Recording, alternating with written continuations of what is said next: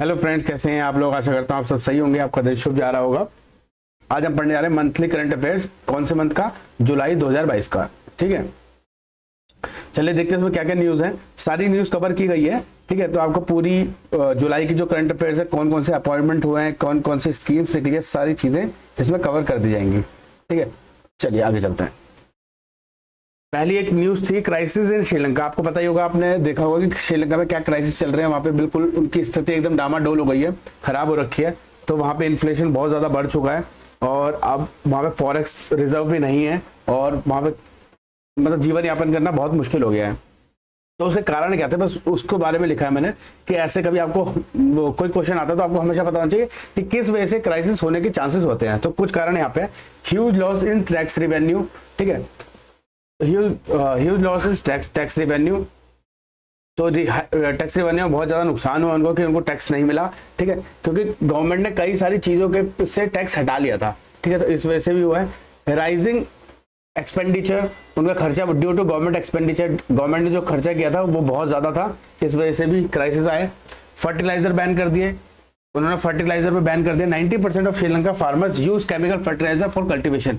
तो 90% जो श्रीलंका जो फार्मर थे, किसान थे, वो फर्टिलाइजर यूज करते थे। तो गवर्नमेंट ने डायरेक्ट ही फर्टिलाइजर यूज पे बैन लगा दिया।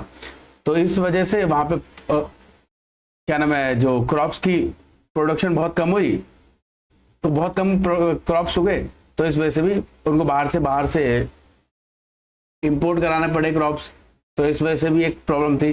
Drain in forensic reserve, forensic जो रिजर्व थे, इसको फॉरेक्स रिजर्व कहते हैं। फॉरेक्स जो रिजर्व थे, ठीक है, इसमें स्पेलिंग की मिस्टेक क्यों है, क्योंकि ये बहुत जल्दी टाइप किया गया है। ठीक है, क्योंकि अब आपके अगले मंथ की भी मैगजीन आने वाली है, तो इस वजह से। ठीक है, तो फॉरेक्स रिजर्व भी उनके खत्म हो गए क्योंकि उन्होंने बहुत ज्यादा इंपोर्ट किया। अगर बहुत सारी चीजें बाहर से खरीद रहे हैं तो आपके पैसे जो आपके पास फॉरेन करेंसी जो भी है, जैसे यूएस डॉलर वगैरह हो गई, तो वो आप खर्च हो जाएंगी। तो इस वजह से भी क्रिपल्ड रेमिटेंस। रेमिटेंसेस क्या होते हैं? रेमिटेंसेस होते हैं जैसे मान लीजिए कि जैसे कोई इंडिया में काम कर रहा है, लेकिन इंडिया से बाहर कोई इंडियन काम कर रहा है, वो इंडिया में जो वहाँ की करेंसी में पैसा भेजेगा तो उसको कहते हैं रेमिटेंस। तो वहाँ के बीच में कोरोना के टाइम पे बहुत लोगों की जॉब चली गई थी, तो रेमिटेंस भी कम मिला उनको। चाइना डेब्ट ट्रैप पॉलिसी, चाइना एक पॉलिसी यूज करता है डेब्ट ट्रैप, बहुत ज्यादा लोन देता है। ठीक है, तो इतना ज्यादा लोन देता है कि किसी कंट्री की बस की नहीं होती उस लोन को दोबारा चुकाने का। तो इसमें भी कोविड-19 पैंडेमिक में प्रॉब्लम हुई थी। और rising inflation and oil prices, जैसे आपको मैंने पहले पढ़ाया कि और जो ऑयलिंग कंट्रीज है जहाँ पे ऑयल निकलता है, ठीक है, उन्होंने भी जो उसके प्राइस थे बहुत हाई कर दिए थे ऑयल के। ठीक है, इस वजह से भी हुई थी। और जो आपकी यूक्रेन और रशियन वॉर है उसकी वजह से भी, तो काफी सारे कारण मिल के श्रीलंका में क्राइसिस आए। तो आई होप आपको समझ आएगा श्रीलंका में क्राइसिस क्यों आए। और ये चीजें अगर आप ध्यान में रखेंगे कि हमेशा फॉरेक्स रिजर्व होने चाहिए, लॉस नहीं होना चाहिए रिवेन्यू का, एक्सपेंडिचर इतने ज्यादा नहीं बढ़ने चाहिए, तो ऐसे हम अपनी कंट्रीज को बचा सकते हैं कि कभी हमारी कंट्री में कोई क्राइसिस ना आए। ठीक है, तो हमें पता होना चाहिए कि किस वजह से आते हैं। तो कुछ कारण ये थे। चलिए आगे चलते हैं। Agnipath defence policy reform. एक अभी गवर्नमेंट ने 4 साल की जॉब के लिए, जो आर्मी में जो भी जॉब करता है उसके लिए एक पॉलिसी निकाली थी कि आर्मी के पर्सन 4 साल के लिए जॉब करेंगे।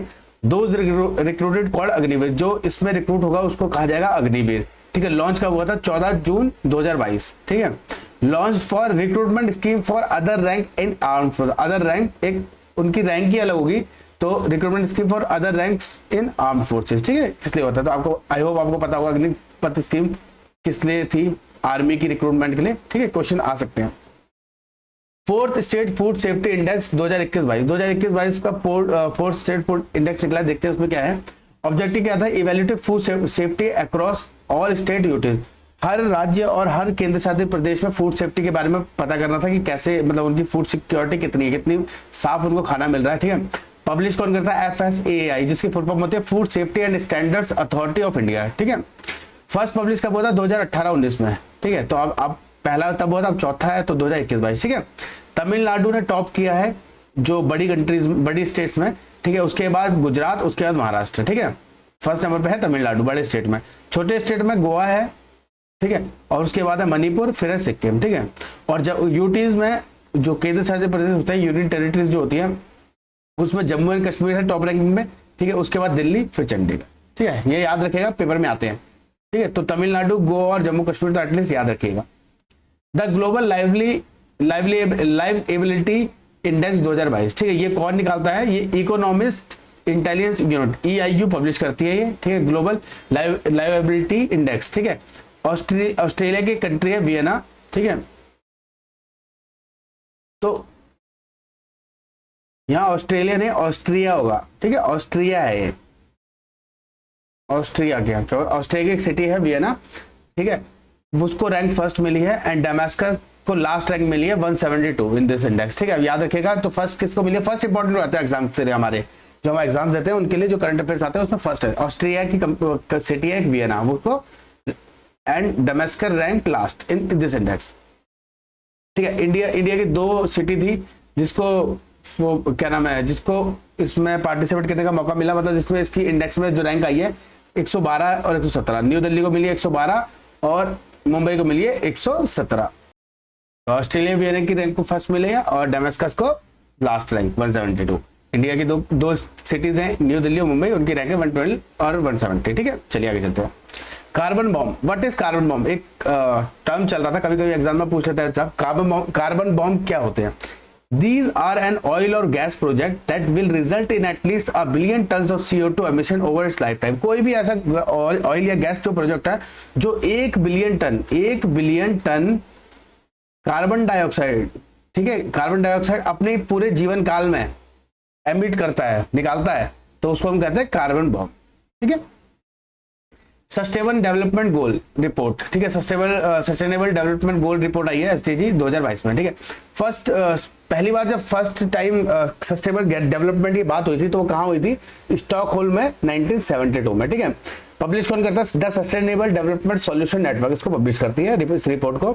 The SDGs are also known as global goals, ठीक है, उसको ग्लोबल गोल भी कहा जाता है, were adopted by United Nations in 2015 as a universal call to action to end poverty, protect the planet and ensure that by 2030 all people enjoy peace and prosperity, ठीक है। तो इसमें क्या है कि SDG एक ऐसा गोल है जो एक तो यूनिवर्सल गोल है, ठीक है, यूनाइटेड नेशंस ने 2015 में इसको अडॉप्ट किया था।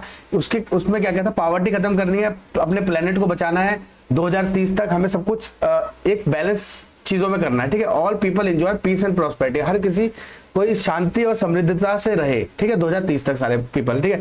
SDG में 17 गोल्स हैं, ठीक है। आई होप आपको उसके बारे में पता होगा, नहीं होगा तो मैंने इसके नीचे एक चार्ट और डाल रखा है, आप वो देखिए। टॉप कंट्रीज कौन आई है? फिनलैंड, डेनमार्क और स्वीडन, ठीक है, SDG गोल्स रिपोर्ट में, ठीक है। कौन है? Finland, Denmark, Sweden.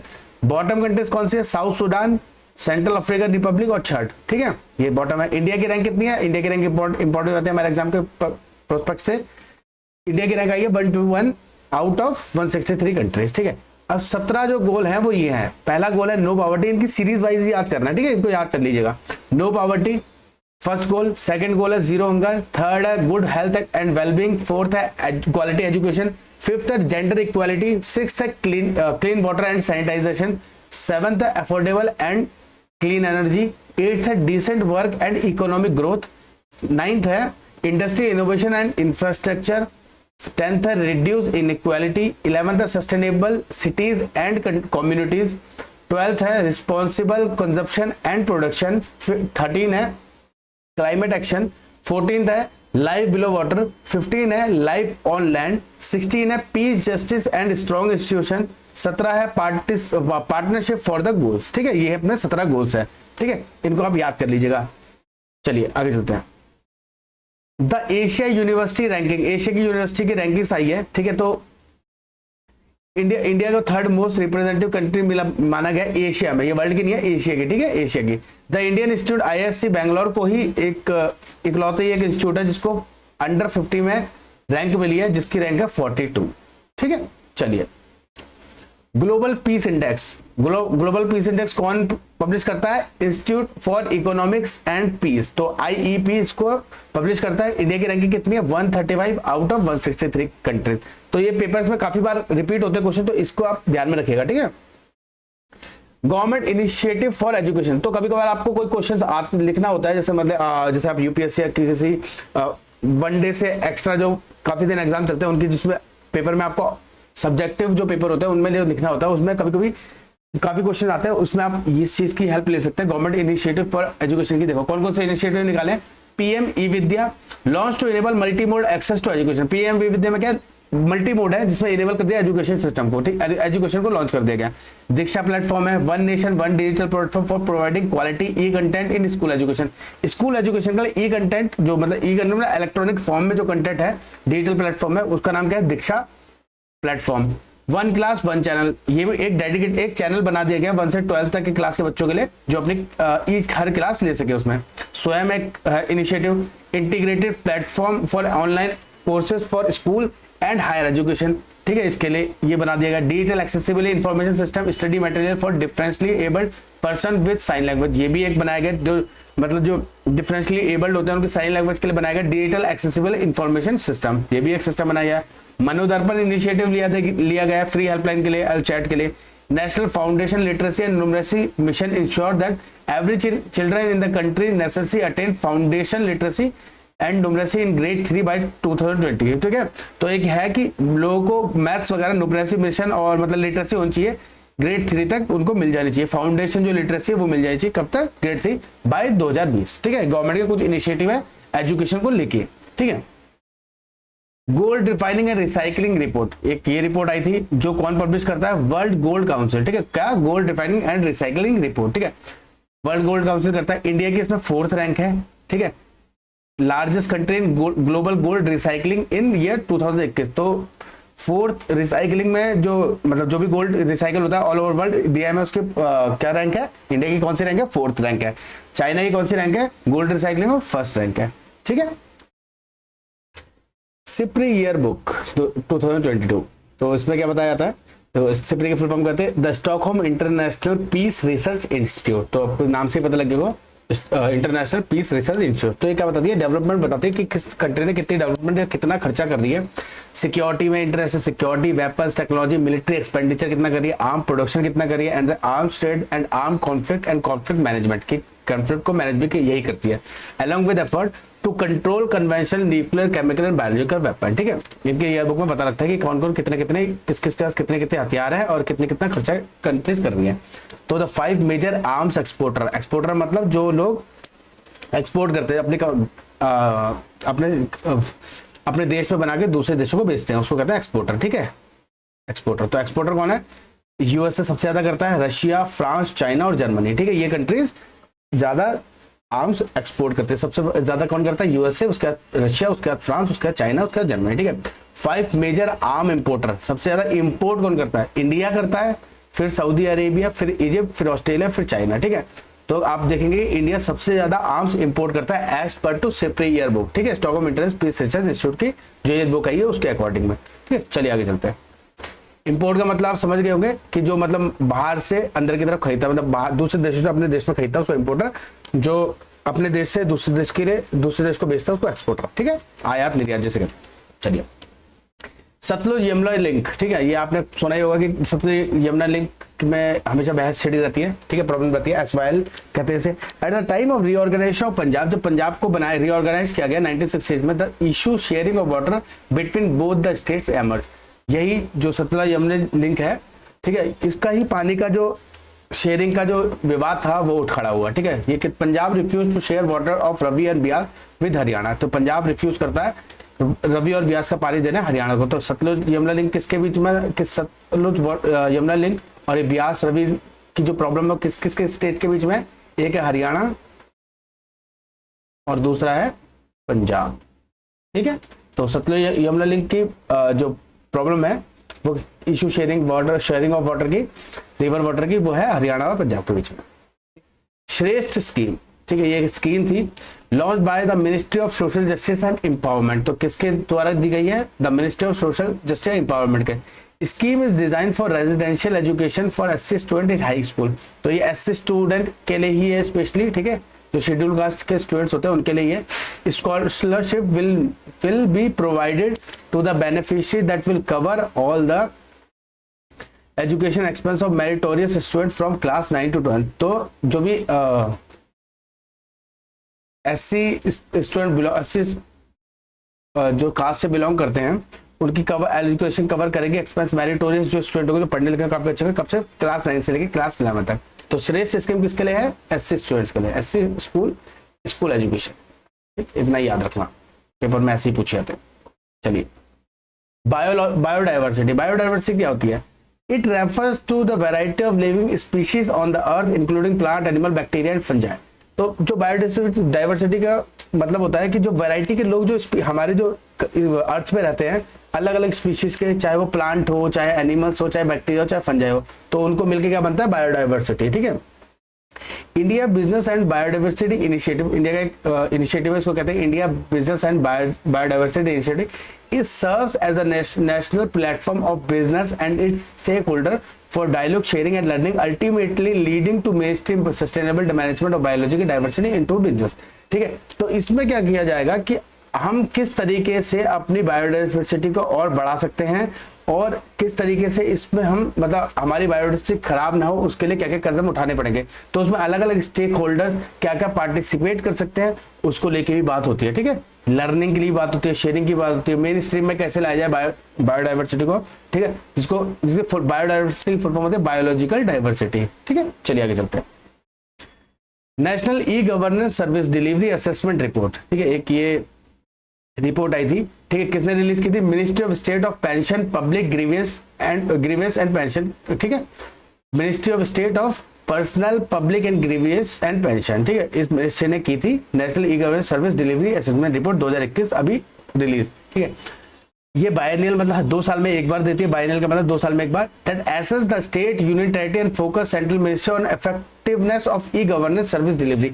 ई गवर्नेंस जो सर्विस डिलीवरी है उसके बारे में रिपोर्ट्स निकलती है, तो कि कितने हमारे कितने राज्य और जो यूनियन टेरिटरी हैं, ठीक है, उसमें कितनी अच्छी स्टडी और एसेस किया जाता है कि कितना फोकस हो रहा है, जो सेंट्रल मिनिस्ट्री कितना फोकस कर रही है ई गवर्नेंस पे। ठीक है। ई गवर्नेंस पे कितना फोकस कर रही है। हर घर दस्तक 2.0, हर घर दस्तक का क्या है, किसने किया? Ministry of health and family welfare ने लॉन्च किया है। इसका क्या कोविड-19 से रिलेटेड है, सबको वैक्सीनेशन प्रोवाइड कराने पे। ठीक है। अवेयरनेस प्रोवाइड करने पे, क्या कोरोना के जो प्रॉब्लम्स है उनकी, कोविड-19 की जो प्रॉब्लम्स है उनके लिए अवेयर करने के लिए। ठीक है। चलिए amendment in information and technology rules 2000, amendment and information and technology rules 2021। ठीक है। तो इसमें हम क्या देखेंगे? इसमें अभी गवर्नमेंट ने चेंज किया है काफी सारी चीजें। ठीक है। तो किसने किया है? Ministry of electronics and information and technology. ठीक है। मिनिस्ट्री का नाम याद रखना, कई बार पूछा जाते हैं। ठीक है। इसमें क्या हुआ? जो की चेंजेस हुए, the rules specify restriction on the type of contents. कुछ अलग टाइप के मतलब अभद्र टाइप के जो कंटेंट होता है उस पर रोक लगाई गई है, जो मतलब जो लोगों के लिए ठीक नहीं है। That user allowed to create, upload, share. ठीक है। जो यूजर्स जो क्रिएट करते हैं, अपलोड करते हैं और शेयर करते हैं। द रूल्स रिक्वायर्ड इंटरमीडिएट्स, तो उसमें क्या चाहिए? एक मध्यवर्ती कोई पक्ष होना चाहिए, जैसे मान लीजिए कोई बिचौलिया होना चाहिए, like Facebook, Twitter, YouTube, to inform users about this restriction. जो इस रिस्ट्रिक्शन के बारे में जो भी फेसबुक, ट्विटर या यूट्यूब पे चीजें बनाता है उनको बता सके। ठीक है। Intermediaries should take all reasonable measures to ensure accessibility of their service to all users with a reasonable expectation of due diligence, privacy and transparency। तो इन चीजों की काम करेगा इंटरमीडिएट। ठीक है। अपील मैकेनिज्म होगी, ग्रीवेंस ऑफिसर होगा जो एड्रेस करेगा complaints regarding violation of the rule. अगर किसी जो मतलब कोई कंटेंट क्रिएटर जिसे कहा जाता है, अगर उसने कोई भी रूल तोड़ा तो उसके बारे में किस पे कंप्लेंट की जाएगी? ग्रीवेंस ऑफिसर पे। ग्रीवेंस ऑफिसर को बताया जाएगा। ग्रीवेंस अपीलेट कमीशन, एक कमेटी बनाई जाएगी किसके द्वारा? सेंट्रल गवर्नमेंट के द्वारा, to hear appeal against the decision of the grievance officer. मान लीजिए कि अगर किसी कंटेंट क्रिएटर ने कुछ बनाया और उसकी कंप्लेंट कौन कर सकता है? ग्रीवेंस ऑफिसर पे करेक्ट कर सकते हैं। तो ग्रीवेंस ऑफिसर की कहाँ सुनवाई होगी? ग्रीवेंस अपीलेट कमेटी में। ठीक है। अब पहले क्या होता है, काफी टाइम लगा करता था कि जो भी केसेस अपील्स होते थे उसको खत्म करने के लिए आप डिस्पोज कितने दिन? 3 दिन में, 30 दिन में हो जाएगी। ठीक है। Expeditious removal of prohibited content, मतलब बहुत जल्दी रिमूवल होगा प्रोहिबिटेड कंटेंट। जो मतलब प्रोहिबिट है ना, कि मतलब सेक्सुअल चीजें नहीं दिखा सकते हैं, सॉफ्ट पॉर्न नहीं दिखा सकते हैं, तो काफी सारी चीजें जिसके कुछ मतलब जिससे दंगा भड़क जाए वो चीजें नहीं दिखा सकते हैं। तो इन चीजों पे प्रोहिबिशन लगेगी, इस पर रोक लगेगी। ठीक है। चलिए आगे चलते हैं। CiSS application. ठीक है। इसके article 51 of the constitution, sorry article 41 of the constitution क्या देता है हमें? क्या बताता है? Organisation platform public and organisation catering to welfare of the children to report any child in needs of assistance. ठीक है, इसमें क्या है कि चिल्ड्रंस को अगर कभी भी, हमारा आर्टिकल 51A किस चीज के बारे में है, ठीक है बताइए, ठीक है ड्यूटीज के बारे में ना। तो उसमें क्या लिखा हुआ है कि उसमें एक टर्म है कि कोई भी बच्चा अगर किसी को भी नीड या असिस्टेंस हो तो उसकी आप सहायता कर सकते हैं, रिपोर्ट करके सहायता कर सकते हैं। ठीक है, वो उसी के बारे में बताया गया है। ठीक है, developed by the national commission for the protection of child rights. तो एनसीपीसीआर एक बच्चों के लिए एक संस्था बनी हुई है। ठीक है, उन्होंने सिस एप्लीकेशन निकाली है। सिस का मतलब है चिल्ड्रन स्ट्रीट सिचुएशन। ठीक, मान लीजिए अगर आपको कोई बच्चा सड़क पे घूमता हुआ दिखता है जो उसको मतलब नीड है किसी चीज की, तो आप उनकी सिस एप्लीकेशन में रिपोर्ट कर सकते हैं, उसी के बारे में बताते हैं। और आर्टिकल 51 हमें बताता है कि हमें क्या क्या कर्तव्य है। ठीक है, उसके बारे में हमें आर्टिकल 51 बताता है। चलिए आगे चलते हैं। तो इससे हमें क्या पता लगा, सिस एप्लीकेशन किसके बारे में, चिल्ड्रन इन स्ट्रीट सिचुएशन के बारे में, और डेवलप किसने किया, एनसीपीसीआर ने। ठीक है, भारत गौरव ट्रेन। ठीक है, ये भारत गौरव ट्रेन क्या है, यूनियन गवर्नमेंट की इनिशिएटिव है अंडर देखो अपना देश। ठीक है, अंडर देखो क्या करता है, प्रमोट करता है डोमेस्टिक टूरिज्म। क्या करता है, डोमेस्टिक टूरिज्म प्रमोट करता है। ठीक है, चलिए आगे चलते हैं। One nation one ration card now extended to pan India. तो एक न्यूज थी, one nation and one ration card. तो इसका मतलब क्या है, ये किसके अंदर इंप्लीमेंट हुए, नेशनल फूड सिक्योरिटी एक्ट 2013। ठीक है, NFSA 2013। इसमें क्या है कि all eligible ration card holder, जिसको जो एलिजिबल है ration card holder beneficiary covered under NFSA can access their entitlements from anywhere in the country. वो अब पहले क्या होता था कि आपके जो घर के पास की दुकान होगी वहीं पे आप राशन ले सकते थे। ठीक है, जो बेनिफिशियरी होते थे, बट अब वो देश के किसी भी कोने से ले सकते हैं। इसी को कहा गया one nation one ration card. ठीक है, चलिए Kerala first in Asia global startup ecosystem report. एक इकोसिस्टम रिपोर्ट आई थी, उसमें फर्स्ट रैंक किसका है, केरला की। ठीक है, 14 ये छोटी छोटी न्यूज है। 14 ब्रिक्स समिट 2002 किसने होस्ट किया था, चाइना ने। किसने होस्ट किया था, चाइना ने। ब्रिक टर्म किसने कॉइन की थी, जिम ओ नील ने 2001 में। ठीक है, the first brick summit took place in the year 2009 में। ठीक है, कहाँ 2009 में, कहाँ हुई थी, रशिया में। कहाँ हुई थी, रशिया में। इन्होंने मिलकर एक बैंक बनाया जिसको NDB कहते हैं। ठीक है, वो फर्टिलाइजर डिक्लेरेशन में हुई थी 2014 में। कहाँ हेडक्वार्टर कहाँ पे है उसका, शंघाई। ठीक है, NDB का हेडक्वार्टर कहाँ, शंघाई चाइना में। अब वर्ल्ड मेंटल हेल्थ रिपोर्ट आई है, वो किसने की है, फर्स्ट रिपोर्ट 2001 में आई थी। ये वर्ल्ड मेंटल हेल्थ रिपोर्ट कौन प्रोवाइड कराता है, WHO, वर्ल्ड हेल्थ ऑर्गेनाइजेशन।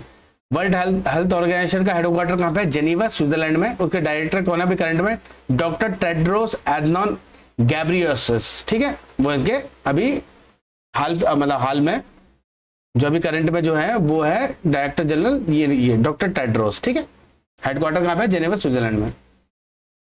एक इवेंट हुआ था ब्लैक स्वैन इवेंट। इसको ये क्या है, अगर कई बार क्वेश्चंस में आता है ब्लैक स्वैन इवेंट के बारे में, तो उसके बारे में जान लेते हैं कि क्या है ये। The term coined by the author and investor Nassim Nicholas ने, नसीम निकोलस तलेब ने ये पहले ब्लैक स्वैन इवेंट के बारे में बताया, मतलब इसकी टर्म कॉइन की थी। ठीक है, इसके बारे में सबसे पहले इन्होंने ही बोला था ये टर्म के बारे में, नसीम निकोलस तलेब ने 2001 में। इट इज द अनसर्टेन और unpredictable occasion that comes as a shock and has a significant impact on society और वर्ल्ड। ठीक है, तो इसमें क्या बताया गया है कि कब, जैसे अभी कोरोना आया कि किसी को उसके बारे में पता नहीं था।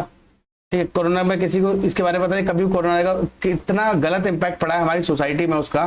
ठीक है, हमारी इकोनॉमी वगैरह सब वो गई है, मतलब खराब हो गई थी, अब तो धीरे धीरे ट्रैक में आ रही है। ठीक है, तो अनसर्टेन और अनप्रेडिक्टेबल जो शॉक्स आते हैं, सिग्निफिकेंट इम्पैक्ट सोसाइटी पे और वर्ल्ड पे, उसको कहते हैं ब्लैक स्वैन इवेंट। ठीक है, याद रखिएगा, पेपर में इंपॉर्टेंट है। अब ये देखते हैं डाक कर्मयोगी, ये क्या है, ये भी ठीक, e learning platform department of post. ठीक है, जो पोस्टल डिपार्टमेंट है उनको रिगार्डिंग पोर्टल है ई लर्निंग का। ठीक है, कहाँ पे, पोस्टल जो डिपार्टमेंट है उसके लिए डाक कर्मयोगी।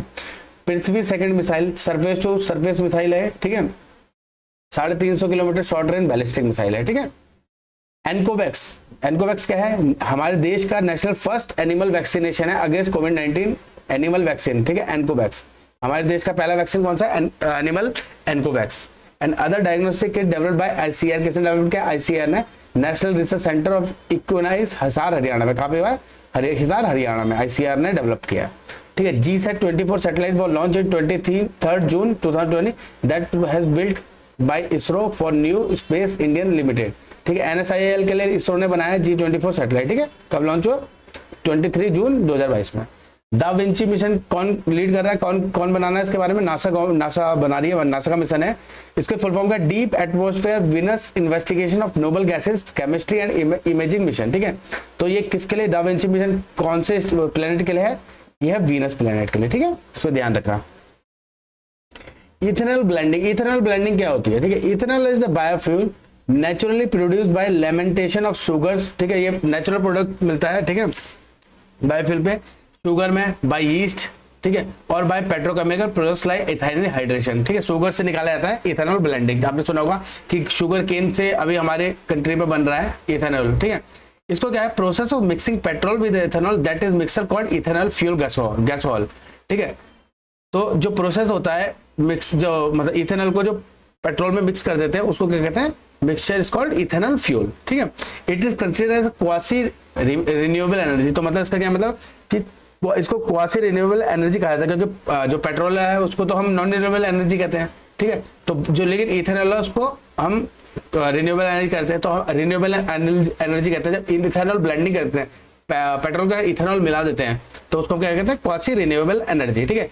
इथेनॉल ब्लेंडिंग स्टार्टेड इन 2001 में स्टार्ट हुई थी। Fuel ethanol production world wide का सबसे ज्यादा प्रोडक्शन कौन करता है इथेनॉल का, कंट्री वाइज देखते हैं, पहले यूएस से, उसके बाद ब्राजील, उसके बाद यूरोपियन यूनियन, उसके बाद चाइना, फिर उसके बाद इंडिया। इंडिया कौन से नंबर पे, 1 2 3 4 5 पांचवें नंबर पे, ठीक है। कौन से नंबर पे, इंडिया 5वें नंबर पे। फर्स्ट नंबर पे कौन है, यूएस से, ठीक है। चलिए आगे चलते हैं। India gets world first liquid mirror telescope, India ने अपना वर्ल्ड का जो फर्स्ट लिक्विड मिरर टेलीस्कोप है वो बनाया है। वो कहाँ पे लगाया, देखो, India international liquid mirror telescope has been set up Devasthal observatory campus owned by Aryabhatta research institute observation science, Aryabhatta research institute observation science में लगाया गया। कहाँ पे पड़ता है, नैनीताल में। कहाँ है वो, उत्तराखंड में, ठीक है। Liquid mirror telescope are telescopes which mirror made with reflective liquid, इसमें क्या है कि इसमें रिफ्लेक्टिव लिक्विड भरा होता है, इसी वजह से ये मतलब जो आपके नाम से ही समझ में आ रहा होगा कि लिक्विड मिरर टेलीस्कोप का मतलब है telescope with mirror made with reflective liquid. जो मिरर्स बनते हैं वो रिफ्लेक्टिव लिक्विड से मिलकर बनते हैं, ठीक है। The most common liquid use in, कौन सा लिक्विड यूज होता है, मरकरी, ठीक है। But other liquid will work as well, तो और भी लिक्विड यूज करते हैं, जैसे low melting alloy of gallium, gallium को लो मेल्टिंग अलॉय यूज करते हैं, ठीक है। जो लिक्विड मिरर टेलीस्कोप है is a stationary telescope where is conventional telescope moves along the direction of the object of interest in the sky. तो जो LMT है और कन्वेंशनल में क्या फर्क है, एलएमटी स्टेशनरी टेलीस्कोप है और जो कन्वेंशनल जो टेलीस्कोप थे हमारे वो कहीं भी मूव अलोंग कर देते थे, किसी भी चीज का जो भी ऑब्जेक्ट है स्काई में उसकी फोटो ले सकते थे, ठीक है। तो लेकिन इसकी जो रेंज है वो काफी ज्यादा होती है, ठीक है, इसकी थोड़ी कम होती थी। चलिए, clean and green campaign, clean and green campaign का लॉन्च हुआ 5 जनवरी को 2020 को वर्ल्ड एनवायरनमेंट डे पे। कब हुआ, वर्ल्ड एनवायरनमेंट डे पे, ठीक है। वर्ल्ड एनवायरनमेंट डे कब होता है, 5 जून को, ठीक है। Launch by ministry of housing and urban affairs, किसने किया है, ministry of housing and urban affairs ने। ऑब्जेक्टिव क्या है इसका, to make country free of single use plastic, ठीक है। तो सिंगल यूज प्लास्टिक से फ्री करना है अपने देश को। कब स्टार्ट हुआ, 5 जून 2022 को, ठीक है। सिंगल यूज प्लास्टिक क्या होता है और डिस्पोजेबल प्लास्टिक क्या होता है, they are only use only once before they thrown away, ये सिर्फ एक ही बार यूज करते हैं फिर उसको फेंक देते हैं, उसको दोबारा यूज नहीं करते। जैसे आपने देखा होगा जैसे दूध की पॉलिथीन वगैरह हो गई वैसे, ठीक है। तो उसको क्या कहते हैं, सिंगल यूज प्लास्टिक, एक ही बार यूज किया जा सकता। चलिए आगे चलते हैं। ग्लोबल स्टेटस रिपोर्ट, एक ग्लोबल स्टेटस रिपोर्ट आई है 2022 की, किसने रिलीज किया, रिन्यूएबल एनर्जी पॉलिसी नेटवर्क, किसने किया, रिन्यूएबल एनर्जी पॉलिसी नेटवर्क ने। इसका ऑब्जेक्टिव क्या है, provide a world map of renewable energy shares by country and highlight progress in some of the leading countries. तो ये अपना क्या करती है, प्रोवाइड करती है वर्ल्ड मैप के देश में क्या नाम है, विश्व में अलग अलग कंट्रीज में क्या क्या हो रहा है, ठीक है। और जो कंट्री जो आगे बढ़ गई, प्रोग्रेस कर गए, उनके सम ऑफ लीडिंग कंट्रीज, उनके हाईलाइट्स के बारे में बताती है, ठीक है। China is the global leader in community renewable energy capacity at the end of 2001, end of the 2001 China बन चुकी है एक ग्लोबल लीडर, ठीक है, कम्युनिटी रिन्यूएबल एनर्जी में, ठीक है। Bye US followed by USA, USA कितनी है, 398 गीगावाट रिन्यूएबल एनर्जी बनाती है। ब्राजील बनाती है 160 गीगावाट, ठीक है। इंडिया बनाते हैं 158, इंडिया का कौन सा नंबर है, 4th नंबर है, ठीक है। और उसके बाद बनाते हैं जर्मनी 139 गीगावाट, ठीक है। तो चाइना सबसे ज्यादा रिन्यूएबल एनर्जी बनाती है। चलिए आगे चलते हैं। ग्रीन जॉब्स, ग्रीन जॉब्स आपने काफी बार सुनी हुई, ग्रीन जॉब्स क्या होती है उनके बारे में पढ़ते हैं। Green jobs are jobs that contribute to preserve or restore the environment that be They in traditional sectors such as manufacturing and construction or in the new emerging green sectors such as renewable energy and energy efficiency. These are known as wind technician, solar technician, solar installer, solar project manager, environment specialist, engineer etc. तो green job का मतलब mainly मान के चलिए जो हमारे जो environment है, जो हमारा पर्यावरण है उसको जो रिस्टोर करने में या उसको अच्छी तरीके से वर्क करने में जो सहायता करते हैं लोग, उनको कहते हैं ग्रीन जॉबर्स। ठीक है, तो ग्रीन जॉबर्स में क्या कहते हैं, जो मैन्युफैक्चरिंग और कंस्ट्रक्शन सेक्टर में, अरे ट्रेडिशनल सेक्टर में नई नई चीजें इमर्ज कर रहे हैं ग्रीन सेक्टर के लिए। ठीक है, उनको कहेंगे हम ग्रीन जॉब्स। ठीक है, ग्रीन जॉब्स में क्या आते हैं, विंड टेक्नीशियन, जो मतलब जो विंड मिल्स होती है, ठीक है, उसको जो टेक्नीशियन होते हैं उनको ग्रीन जॉबर कहेंगे। सोलर के जो टेक्नीशियन उसको ग्रीन जॉब कहेंगे। सोलर इंस्टॉलर जो करते हैं, जो सोलर पैनल इंस्टॉल करते हैं उनको ग्रीन जॉब कहेंगे। तो ऐसे जो इन्वायरमेंट के लिए काम करते हैं, ठीक है, मेनली, तो उनको हम ग्रीन जॉब्स कहते हैं। ठीक है, चलिए आगे चलते हैं। वर्ल्ड ये पढ़ लेते हैं। World largest fresh water lake fish मिली है, कहाँ मिली है, जायंट स्टिंगे, कहाँ मिली है, मैंकॉक रिवर में, कंबोडिया में। World largest fresh water fish कौन सी है, जायंट स्टिंगरे, जायंट स्टिंगे, कहाँ मिले, मैंकॉक रिवर में, कंबोडिया में। ठीक है, ऑन वर्ल्ड एनवायरनमेंट डे 2022 जो जून 5 में हुआ था, chief minister of Sikkim PS Golay declare blue duke as a state butterfly of Sikkim. तो सिक्किम की स्टेट बटरफ्लाई कहाँ बन गई, कौन सी बन गई है, ब्लू ड्यूक। ठीक है, और कब बनी है, 5 जून को चीफ मिनिस्टर ने इसको डिक्लेयर किया है कि उनका नाम का जो चीफ मिनिस्टर सिक्किम का उनका PS गोले। ठीक है, क्या नाम है, PS गोले। चलिए आगे चलते हैं। अमरनाथ क्लाउड बर्स्ट, तो अमरनाथ में क्लाउड बर्स्ट होता है, यही पुरानी न्यूज है। तो क्लाउड बर्स्ट क्या होता है, तो उसके बारे में पढ़ेंगे। ठीक है, cloud burst refer to an extreme amount of rain that happens in a short period of some time accompanied by hail and thunder and this has precise definition। ठीक है, तो this has a precise definition। तो cloud burst actually क्या होता है कि extreme amount में एक ही जगह पे, बहुत छोटी जगह पे, बहुत छोटे पीरियड में बहुत ज्यादा बारिश हो जाए। ठीक है, बहुत बारिश हो जाए या बर्फबारी हो जाए, ठीक है, थंडर्स हो जाए। ठीक है, तो उसको क्या कहते हैं, हम क्लाउड बर्स्ट कहते हैं कि एक छोटे टाइम पीरियड में बहुत ज्यादा एक्सट्रीम अमाउंट में बारिश को होना, उसको हम क्लाउड बर्स्ट की श्रेणी में क्लाउड बर्स्ट कहते हैं। तो यही उसकी प्रिसाइज डेफिनेशन है। कभी क्लाउड बर्स्ट की डेफिनेशन है तो आप ये लिख सकते हैं। ठीक है, चलिए। अर्थक्वेक इन अफगानिस्तान, अभी अफगानिस्तान में अर्थक्वेक आया था जिसमें मदद भी की थी। ठीक है, इंडिया ने। तो an earthquake is simple word में हम ये नहीं पढ़ेंगे कि अर्थक्वेक में अर्थक्वेक अफगानिस्तान में आया था, हम ये पढ़ेंगे अर्थक्वेक होता क्या। ठीक है, and earthquake is a simple word, is shaking on earth, it is a natural element. तो जब हमारी धरती हिलती है, ठीक है, तो उसको हम कहते हैं सिंपल लैंग्वेज में अर्थक्वेक। तो क्या होता है कि हमारी जो अलग अलग प्लेट्स हैं वो एक दूसरे टकराती हैं, या कोई चीज होती है जो फॉल्ट्स होते हैं, फॉल्ट्स में दरारें आती है, दरारें होती है फॉल्ट, तो उसमें बहुत ज्यादा एनर्जी का विस्फोट होता है, तो तब जाके एक अर्थक्वेक बनता है। ठीक है, ठीक है, it is called due to release of energy which generate waves that travel in all direction. तो इसमें क्या होता है, बहुत ज्यादा एनर्जी रिलीज होती है, जनरेट होती है वेव्स के फॉर्म में, ठीक है, तरंगों के फॉर्म में, वो ट्रेवल करती है ऑल डायरेक्शन, तो उसको हम कहते हैं अर्थक्वेक। ठीक है, ये जमीन के अंदर होते हैं। ठीक है, जमीन के अंदर अर्थक्वेक आता है, वो फिर बाद में आके अर्थ के जो सरफेस पे उस पर चारों तरफ फैल जाता है। ठीक है, जो सबसे पास उसका एरिया होता है उसमें ज्यादा ये हैम्पर करता है। ठीक है, चलिए आगे चलते हैं। साइक्लोन्स क्या होते हैं, ट्रॉपिकल साइक्लोन, दो तरीके के होते हैं, ट्रॉपिकल साइक्लोन और एक्स्ट्रा ट्रॉपिकल साइक्लोन्स। ठीक है, तो इसके बारे में पढ़ेंगे।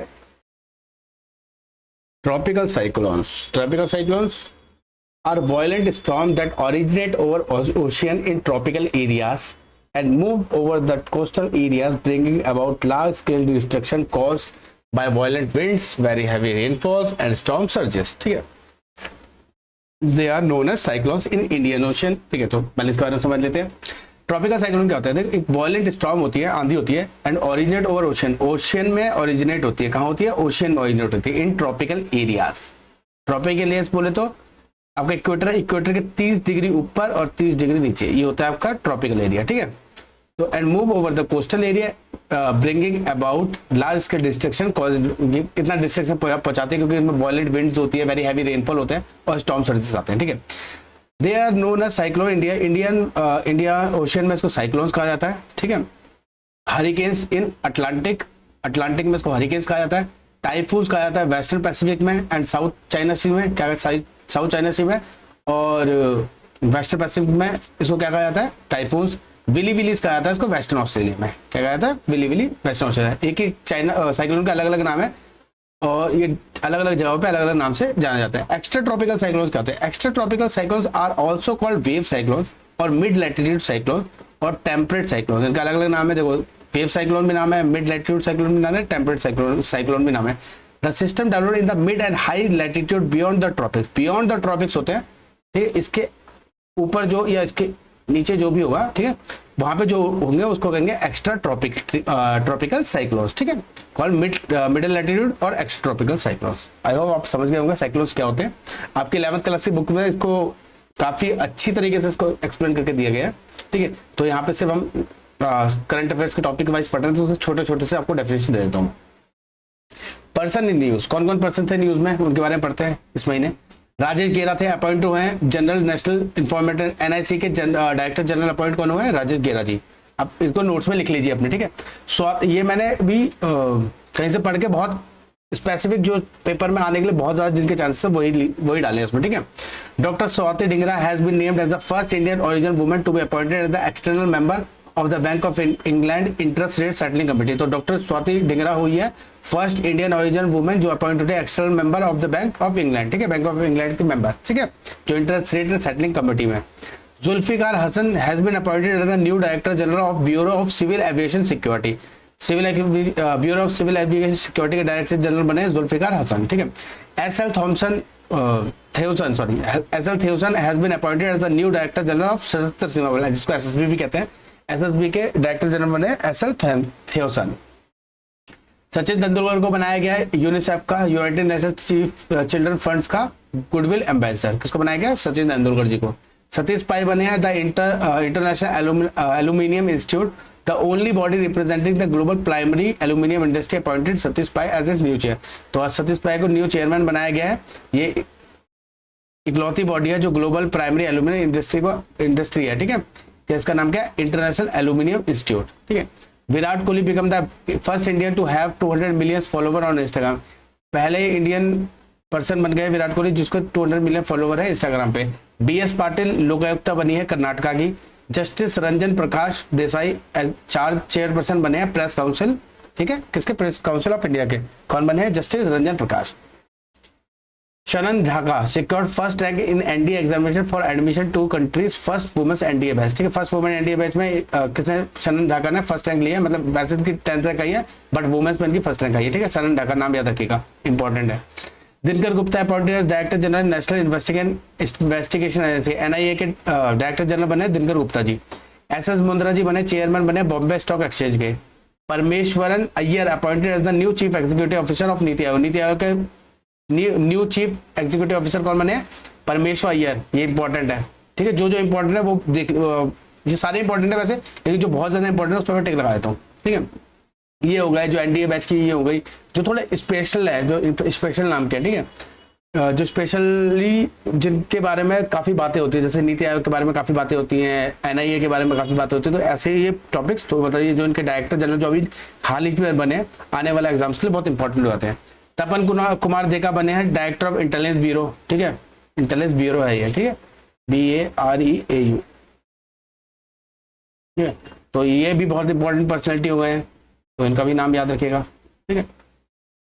अनिल खन्ना प्रेसिडेंट बने IOC के, इंडियन ओलंपिक एसोसिएशन के, ठीक है। नितिन गुप्ता बने chairman of CBDT, central board of direct taxes, ठीक है। आकाश अंबानी चेयरमैन बने जियो इन्फोकॉम बोर्ड के, ठीक है, जियो के।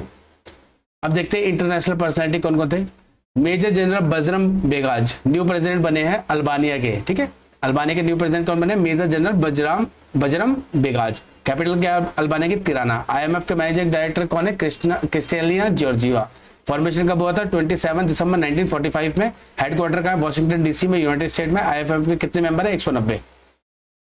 हमजा अब्दी बरे, ठीक है, प्राइम मिनिस्टर बने सोमालिया के। क्या है, हमजा अब्दी बरे कौन बने, प्राइम मिनिस्टर बने सोमालिया के। Lisa Sthalekar has become the first female president of federation of international cricketer association, federation of international cricketer association की फर्स्ट फीमेल प्रेसिडेंट बनी है लीसा स्थलेकर। तो ये नाम याद रखिएगा, फीमेल्स के बारे में ज्यादा क्वेश्चन पूछे जाते हैं। अब देखते हैं कौन कौन से प्लेसेस न्यूज में थी। तुर्की थी, तुर्की का नाम चेंज कर रहे हैं, तुर्की ये कर रहे हैं, ठीक है, एट द यूनाइटेड स्टेट में, ठीक है। और Tasmania Australia is become the third region of the world achieve net negative carbon emission. Net negative carbon emission Tanzania ने भी अचीव कर लिया है, ठीक है। फर्स्ट 2 कौन थे, कंट्रीज कौन थी जिन्होंने ये नेट नेगेटिव कार्बन एमिशन को अचीव किया था। पहली कंट्री थी भूटान, दूसरी सूरीनाम, ठीक है। अब तीसरी हो गई तस्मानिया। लेक सावा इराक में जो है, Iraq pearls of the south lake Swara ड्राइज amid water gas में सूख गई है लेक स्वारा कहाँ पे है, इराक में। गैबन एंड टोगो, ये इंपॉर्टेंट है, गैबन एंड टोगो कंट्री है, कॉमनवेल्थ कंट्रीज हैं जो कॉमनवेल्थ में इन्होंने अभी पार्टिसिपेट किया 55th एंड 56th नंबर के मतलब के तौर पे, ठीक है, गैबन और टोगो। इंडियन प्लेसेस कौन कौन सी न्यूज में ये देख लेते हैं। Unique liquid mirror telescope commission Devasthal Nainital, आप पढ़ चुके हैं, ठीक है, देवस्थल नैनीताल में लिक्विड मिरर टेलीस्कोप लगाया गया है। The government has deployed an indigenous development super computer Param Ananta at IIT Gandhi. IIT Gandhi में सुपर कंप्यूटर लगाया गया, डेवलप किया है, जो इंडिजीनियस है, इंडिया में ही बना है, ठीक है, स्वदेशी है, परम अनंता इसका नाम है, ठीक है, कहाँ पे, IIT गांधीनगर में। India first centralised AC railway terminal in Bengaluru was made operational, जो इंडिया में first centralise AC railway terminal है वो हो गया बेंगलुरु में, कहाँ पे, ऑपरेशन में के लिए स्टार्ट हो गया है, कहाँ पे, बेंगलुरु में, ठीक है, India first centralise AC railway terminal. Rare carnivore plant, ठीक है, जो एक रेयर कार्निवोर प्लांट है जिसका नाम है Utricularia furcellata has been discovered in Uttarakhand Chamoli district. Chamoli district में उत्तराखंड में मिला है ये, क्या नाम है इसका, उट्रिकुलेरिया फुर्सेलेटा, ठीक है। World largest innovation central hub T hub 2.0 inauguration in Hyderabad, ठीक है, वर्ल्ड का largest innovation central hub T hub जो 2.0 इनॉग्रेट हुआ है वो कहाँ हुआ है, हैदराबाद में, ठीक है। अवार्ड्स और ऑनर्स देख लेते हैं, ठीक है। 22nd international Indian film academy का जो अवार्ड थे पेपर में आते हैं, 22nd चल रहा था international India film academy award, ठीक है, प्लेस कहाँ हुआ था, यस आइलैंड जो है अबू धाबी में, UAE में। बेस्ट पिक्चर कौन थी, शेरशाह। बेस्ट डायरेक्टर कौन थे, विष्णुवर्धन, शेरशाह गई। बेस्ट एक्टर कौन बने, विक्की कौशल, सरदार उधम सिंह के लिए। बेस्ट एक्ट्रेस कौन बनी, कृति सरन, मिमी के लिए, ठीक है, ये अवार्ड थे। PM योगा अवार्ड मिला है 2021 में, 2 जनों को मिला है, भिक्कू संघसेना लेह लद्दाख के और मार्कस विनिशियोस रोजो रोड्रिगो साओ पोलो के, ठीक है, ब्राजील, ठीक है, किन्हें मिला, 2 जनों को, नाम याद रखिएगा इनका। ऑर्गेनाइज देख लेते कौन कौन सी न्यूज में थी इस मंथ। ऑर्गेनाइजेशन इंस्टीट्यूट, ठीक है, वर्ल्ड ट्रेड ऑर्गेनाइजेशन था, ठीक है, न्यूज में हम देख लेते हैं। हेडक्वार्टर कहाँ है, जेनेवा स्विट्जरलैंड में। वो जो ये वर्ल्ड ट्रेड ऑर्गेनाइजेशन का जो को होस्ट क्या था, जो इसने वो क्या था, कजाकिस्तान ने, ठीक है, को hosted. WTO is the only global international organisation dealing with the rules trade between nation. तो जो ट्रेड बिटवीन नेशंस होता है, दो देशों के बीच में जो भी ट्रेड होता है वो उसके बीच में कौन रूल्स उसके बनाता है, वर्ल्ड ट्रेड ऑर्गेनाइजेशन, ठीक है। फर्स्ट कब बना था, कब था, 1 जनवरी 1994। किसको रिप्लेस किया था, गैट को, GATT को। मेंबर कितने थे, 164, ठीक है। गल्फ कॉर्पोरेशन काउंसिल, ठीक है, एस्टैब्लिश कब हुआ था, 1980 में। हेडक्वार्टर कहाँ है, रियाद सऊदी अरेबिया में। मेंबर कितने, 6 मेंबर है इसके, सऊदी अरेबिया है, UAE है, कतर है, कुवैत है, बहरीन है, ओमान है, ठीक है। Sustainable development solution network India की रैंक 121 आई है, 163 कंट्री में हम पढ़ चुके हैं, ठीक है। एस्टैब्लिश कब हुआ था, 2012 में। हेडक्वार्टर का है इसका न्यूयॉर्क, USA में, ठीक है। Financial action task force, FATF जिसे कहते हैं, the FATF removed Malta from its list. Malta को उसने अपनी लिस्ट से हटा दिया है। ये ऐसी वो है, मतलब ऐसी संस्था है जो अगर FATF के किसी मतलब अलग अलग इसमें ग्रे लिस्ट और अलग अलग लिस्ट होती है, तो ये लिस्ट में डालती है, तो जिसके थ्रू ये उन पर रिस्ट्रिक्शन लगा देती है, ठीक है। तो इसके जुरिस्डिक्शन के अंदर से हटा दिया और इसने मॉनिटरिंग एडिट किया जिब्राल्टर में। जिब्राल्टर को अपने अंडर, इसको अपने अंडर लाया कि मतलब अपनी लिस्ट में लाया ये, ठीक है। एस्टैब्लिश 1989 में हुआ था बाय G7 जो कंट्रीज है उन्होंने बनाया था। हेडक्वार्टर का पेरिस फ्रांस में। मिशन क्या है, to combat money laundering and its related crimes including terrorism, ठीक है। तो इसमें क्या करते हैं, ये मनी लॉन्ड्रिंग से लड़ता है, ठीक है, और जो क्राइम्स होते हैं टेररिज्म वगैरह पे, जो कंट्रीज जो ज्यादा मतलब जिसमें कंट्रीज में ज्यादा हो रहे हैं या वो ज्यादा मनी लॉन्ड्रिंग कर रही है या ज्यादा टेररिस्ट ऑर्गेनाइजेशन जहाँ पे ज्यादा है और जो मतलब कंट्री अपने आप को सुधार भी नहीं रही है, तो उनको ये उसमें क्या नाम है इसका, उसमें ये अपनी लिस्ट में डाल देता है। जैसे ग्रे लिस्ट होगी, ब्लैक लिस्ट होगी, काफी टाइप की लिस्ट है, उसमें डाल देता है। अभी करंट में इसके प्रेसिडेंट कौन है, T राजकुमार, कहाँ के, सिंगापुर में, ठीक है। Economist intelligence unit EIU global livelihood index, Austria capital Vienna declare most lively countries city India cities perform poor, establish 1946 में होता है, हेडक्वार्टर लंदन में। तो आपको ये हम पहले ही पढ़ चुके हैं, ठीक है, हमें पढ़ चुके हैं। एस्टैब्लिश कब हुआ था, 1946 में, हेडक्वार्टर कहाँ है, लंदन में, ठीक है। नेशनल फार्मास्यूटिकल प्राइसिंग अथॉरिटी जिसको कहते हैं NPPA, एस्टैब्लिश कब हुई थी, 1997 में, हेडक्वार्टर है न्यू दिल्ली में। चेयरमैन कौन है, कमलेश कुमार पंत, करंट के। डिफेंस एक्विजिशन काउंसिल DAC इसे कहते हैं। This provide substantial boost to the Indian defence industry and reduce foreign spending significantly, ठीक है। तो ये क्या है, डिफेंस एक्विजिशन काउंसिल क्यों बनाया गया था, प्रोवाइड क्या करते हैं ये करते हैं इंडिया की जो डिफेंस वो है स्वदेशी ज्यादा चीजें बने, बाहर से चीजें कम लेनी पड़े जो डिफेंस से रिलेटेड है, ठीक है। स्टैब्लिश कब होता है 2001 में। चेयरमैन कौन है, डिफेंस मिनिस्टर, इसके चेयरमैन होता है जो करंट में राजनाथ सिंह है, ठीक है। चलिए नेट ग्रिड के बारे में पढ़ते हैं। National intelligence grid, net grid जिसे कहते हैं, स्टैब्लिश हुए थे 2009 में। Net grid is a one stop destination for security intelligence to access database related to immigration, entry and exit, banking and telephone details of suspect on a secure platform, ठीक है। तो जो नेट ग्रिड है वो क्या करती है, security, एक सिक्योरिटी संस्थान है, अपनी इंटेलिजेंस एजेंसी है जो क्या करते हैं डाटाबेस चेक करते हैं जो इंडिया में कौन कौन आया है, कौन कौन बाहर गया है, बैंकिंग के, टेलीफोन के, एक सस्पेक्ट जिस पर शक होता है, और सिक्योर प्लेटफॉर्म, ठीक है। एक सिक्योर प्लेटफॉर्म है, ये सारी चीजें चेक करती है, ठीक है। क्या है, national intelligence grid, net grid जिसे कहा जाता है, ठीक है, सिक्योरिटी के पर्पज से हमारी, ठीक है। तो कुछ ना स्पेलिंग्स थोड़ी गलती से बैंकिंग में एन नहीं लगाए तो आप आई होप समझ जाएंगे क्योंकि टाइपिंग मिस्टेक्स है, ठीक है। तो आप पढ़ने में वैसे कोई प्रॉब्लम नहीं है, जहाँ पे अगर थोड़ी बहुत प्रॉब्लम लग रही है तो उसको चेंज कर दे रहा हूँ, ठीक है। चलिए आगे चलते हैं। इंपॉर्टेंट डेज देख लेते हैं, देखिए इंपॉर्टेंट डेज कौन कौन से हैं। National statistics day 29 June, the day और to recognize the contribution of professor Prasanta Chandra Mahalanobis in economic planning and statistics, ठीक है। तो पहले थे पीसी महलानोबिस जो हमारे पहले प्लानिंग कमीशन वो करते था, उसके भी मेंबर रहे हैं, ठीक है। तो ये किनके जन्म दिवस पर बनाता है, इनके मतलब इनको रिकॉग्नाइज करने के लिए बनाया जाता है, ठीक है। 29 जून में नेशनल स्टैटिस्टिक्स डे, ठीक है। वर्ल्ड ड्रग डे कब बनाया था, 26 जून को। इंटरनेशनल डे ऑफ योगा कब होता है, 21 जून को। थीम क्या थी इस बार 2022 की, योगा फॉर ह्यूमैनिटी, ठीक है। World day to combat desertification and drug drought 2020, world day to combat desertification and drought कब मनाया गया, 17 जून को, ठीक है। चलिए आगे चलते हैं। NCPCR elimination of child labour week, पूरा जो NCPCR elimination child labour week है जो हमने पहले ही पढ़ा था, एनसीपीसीआर ने सिस एप्लीकेशन बनाई थी, ठीक है, उसके बारे में। तो कब से कब चला है, 12 जून से लेकर 20 जून तक चला है। एनसीपीसीआर के जो चेयरमैन है कौन है, प्रियंका कानूनगो, इनका नाम याद रखना, बहुत इंपॉर्टेंट पर्सनैलिटी है। World day against child labour, world day against child labour कब मनाया जाता है, 12 जून को। इसकी थीम क्या थी, universal social protection to each child labour, ठीक है।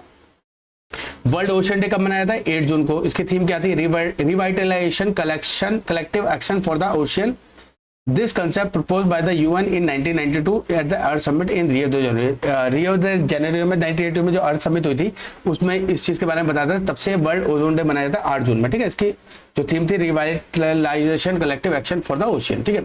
वर्ल्ड फूड सेफ्टी डे कब मनाया था, 7 जून को, 7 जून को world food safety day. Theme क्या थी, सेफर फूड बेटर हेल्थ, ठीक है। चलिए आगे चलते हैं। वर्ल्ड इन्वायरमेंट डे कब मनाया है, 5 जून को। थीम क्या थी, only one earth, world environment day, ठीक है। संप्रीति एक्स, ये एक एक्सरसाइज है किसके बीच में, ये इंडिया और बांग्लादेश के बीच में, याद रखना संप्रीति एक्स, तो ये भी पूछा जाता है, ठीक है। अब देखते हैं स्पोर्ट्स से रिलेटेड कुछ न्यूज थी जो, ठीक है। स्पोर्ट्स से रिलेटेड क्या न्यूज थी, फ्रेंच ओपन जो अभी पेरिस में हुआ था, ठीक है, वो मेन सिंगल कौन जीता, राफेल नडाल जो स्पेन के हैं। वुमेन सिंगल कौन जीता, ईगा स्विएतेक जो पोलैंड की है, ठीक है। मेंस डबल कौन जीता, मार्सेलो एरेवालो जो एल साल्वाडोर के हैं, और जीन जूलियन रॉजर जो नीदरलैंड के हैं, मेंस डबल में, ठीक है, जो नीदरलैंड के हैं, की नहीं है के। वुमेन्स डबल कौन जीती है, कौन जीते हैं, कैरोलिना गार्सिया, ठीक है, और क्रिस्टीनिया क्या नाम है, म्लादेनोविक जो फ्रांस की है, दोनों ही फ्रांस के, ठीक है, कैरोलिना और क्रिस्टीना, वुमेन्स डबल, ठीक है। कहाँ होते हैं, फ्रेंच ओपन कहाँ होते हैं, पेरिस में, ठीक है। खेलो इंडिया यूथ गेम हुई थी अभी हरियाणा में, मैस्कोट क्या था, धाकड़, जो बुल था विजया टाइगर, ठीक है, द जया ब्लैक बग, ठीक है। Haryana won the highest medal, Haryana ने सबसे ज्यादा मेडल जीतेगा, ठीक है। 13 Chennai open international grand master हुआ था 2022 में, ठीक है, कहाँ हुआ था, चेन्नई में, ठीक है। विनर कौन था, सेवचेंको बोरिस जो रशिया के, सेवचेंको बोरिस रशिया के। नॉर्वे चेस ओपन हुआ था, विनर कौन थे, आर प्रगनंदा इंडिया के, ठीक है, याद रखना, ये इंपॉर्टेंट पर्सनैलिटी हुई। ISSF world cup rifle pistol shotgun, ठीक है, बाकू में हुआ था अजरबैजान में, ठीक है, ये अजरबैजान है, बाकू में होता है अजरबैजान 2022 में, ठीक है, यहाँ पे, ठीक। South Korea gets first position, South Korea ने फर्स्ट पोजीशन वो की है जो राइफल पिस्टल और शॉटगन में। इंडिया ने जीते हैं 2 गोल्ड 3 सिल्वर और 1 भी ब्रॉन्ज मेडल, टोटल 5 मेडल जीते हैं ISS वर्ल्ड कप में, ठीक है। इंडियन मेडल किसने जीता है, एक जीता एयर राइफल में वुमेन्स टीम ने, ठीक है, जिनका नाम गोल्ड मिला है, जो 2 गोल्ड मिले उसमें से 1 गोल्ड कितने था, वुमेन्स टीम ने, इसमें श्रेया अग्रवाल है, एलावनिल वेलोरिवन है एंड रमिता है। दूसरा 50 मीटर राइफल में 3 पोस्ट राइफल में जो जीता है मिक्स टीम ने, ठीक है, क्या जीता है, गोल्ड, जिसमें आशीष चौकसी और स्वप्निल कुशाले थे। ठीक है, चलिए प्लेयर्स इन न्यूज, जो प्लेयर्स इन न्यूज में उनके बारे में देखते हैं। मिथाली राज के बारे में देखते हैं। मिथाली राज कौन है, कैप्टन है इंडियन वुमेन क्रिकेट टीम की हमारी। ठीक है, हाईएस्ट रन स्कोरर है इन द वर्ल्ड में, सबसे ज्यादा रन बनाए वुमेन्स में। ठीक है, only women cricketer to play 6 world cup, इकलौती वुमेन प्लेयर है जिसने 6 वर्ल्ड कप खेले हैं। Only Indian women cricketer to score a double century in test, जिसने इंडियन वुमेन क्रिकेटर में जो पहली एक ही महिला है जिन्होंने डबल सेंचुरी बनाई है टेस्ट मैच में, उनका नाम है मिथाली राज। ठीक है, अविनाश सामले, इनका नाम याद रखना, 3 मीटर स्टीपल चेस की रेस में जीते हैं। ठीक है, Rahul Srivastava 74th grand master बने हैं, कहाँ के, तेलंगाना के। ठीक है, 74th ग्रैंड मास्टर किसमें, चेस में। ठीक है, देखने के लिए धन्यवाद, देखते रहिए, पढ़ते रहिए, समझते रहिए। आई होप आपको ऐसे समझ में आया, और क्योंकि जो भी पूरी न्यूज थी उसको बहुत कम टाइम में कवर करने में, तो ज्यादा मैं समझा नहीं पाया हूँ। लेकिन आप बस ये मतलब ये कि वनडे जो एग्जाम होंगे ना, और जो वनडे और अभी कुछ एग्जाम्स में डिस्क्रिप्शन में आपको एग्जाम्पल्स लिखने हो, तो आप वो यहाँ से उठा सकते हैं, और वनडे एग्जाम के लिए तो पूरी थी। ठीक है, देखने के लिए धन्यवाद।